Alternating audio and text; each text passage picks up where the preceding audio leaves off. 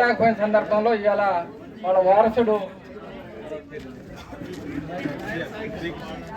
శ్రీకృష్ణ ఇవాళ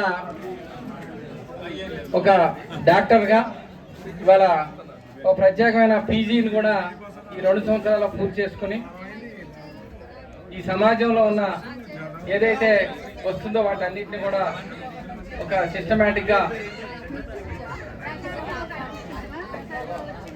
ప్రజాసేవ చేస్తూనే తన కుటుంబాన్ని కూడా పెంచుకోవాలని నేను వారిని కోరుతున్నాను. రాయల శ్రీకృష్ణ తప్పకుండా ఈ సమాజం పట్ల అవగాహన కలిగిన వ్యక్తి.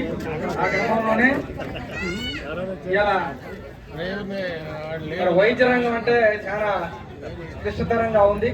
ఎక్కడికి పోయినా కార్పొరేటు కాలేజీలు ఎక్కువగా వస్తున్న సందర్భం.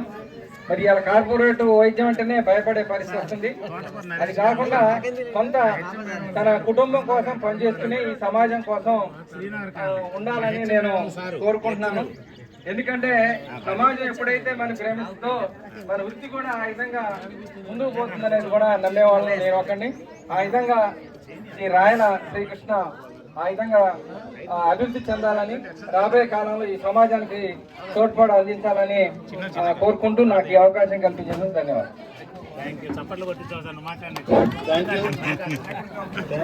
మా మిత్రుడు టీచర్ చక్కటి సందేశం మరి ఇచ్చాడు. పన్నుని సంబోధిస్తూ మరి మహిళల నుంచి మాట్లాడాల్సిన కూర్చున్నాం.